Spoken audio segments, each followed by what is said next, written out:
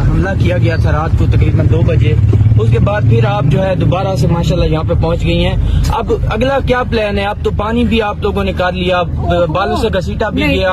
اس کے بعد جو ہے عمران خان کی شفٹنگ کی بھی باتیں کی جا رہی کہ اس جگہ شفٹ کریں گے جہاں پہ کوئی جائے بھی تو کوئی فرق نہیں پڑے گا. کوئی ایسے یہ میری بات سنو, یہ ڈرے ہوئے ہیں, اتنے خوف زدہ ہیں.